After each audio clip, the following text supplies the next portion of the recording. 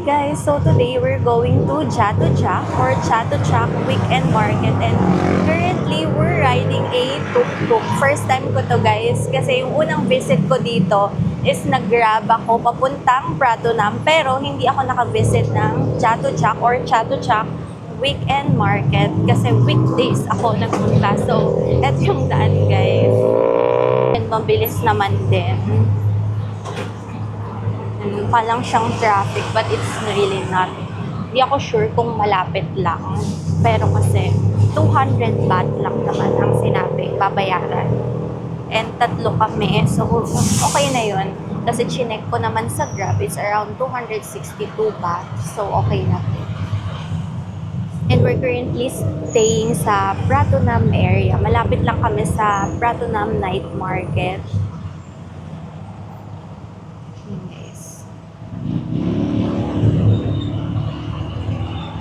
Sabi nila, if you're going here, you should try the tuk-tuk experience. And okay naman pala. Hindi naman pala siya gaya sa atin na masakit sa ilong yung mga usok. Alam mo, hindi tayo sa atin. Nakapag-video ka na kami.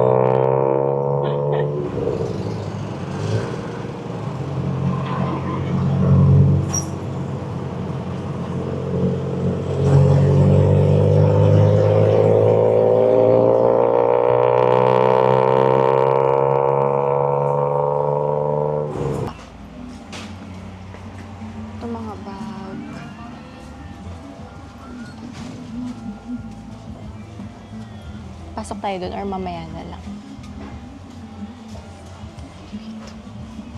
Ayan. Daming maganda dito guys, kahit hindi pa sila bukas lahat. Pero let's see. Ito mga pambata, banda dito.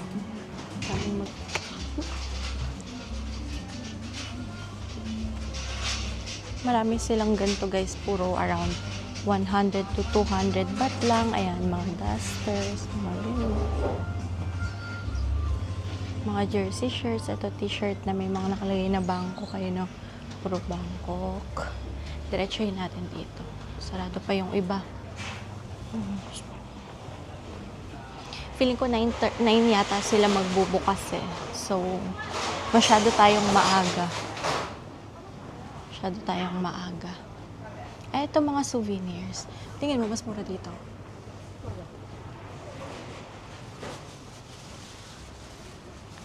Sa mga gusto mong souvenirs, pwede kayong mag-check dito. Check tayo.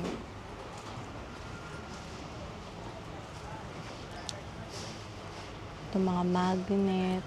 Bili tayo nito. Pwede itong mga pampasalubong. Ay, fridge magnet. 1 is 40 baht. 3 is 100.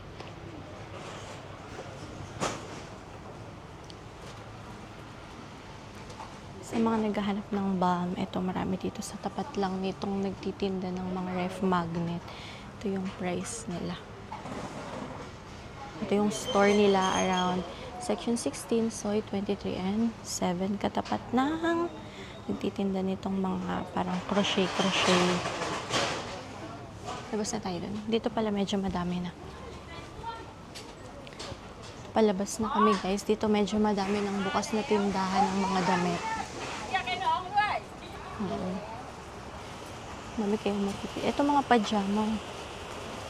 100. Pantulog. Tapos, ano pa? Ito na yung may paklak tower yata. Ayun na nga. So, dito medyo marami ng bukas. Ito mga mango fruits. Ikot lang tayo.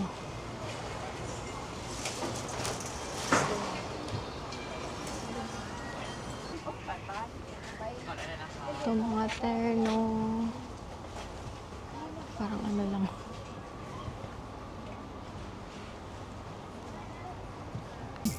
Ito naman, sa mga gusto ng mga wallet, pampasalubong ito, 10 baht. Hindi ko nakita anong section to eh. Pero ayan, dami kayong choices. Ito, bags. Pwede itong pampasalubong. Ayan.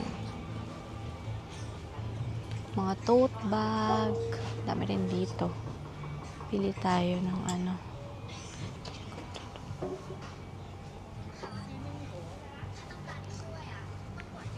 Wallet. Kasi ang dami na nilang wallet.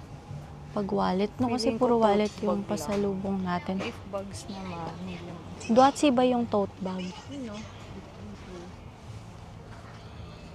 Ay, ayan, ito. Okay din naman to. Kasi laki.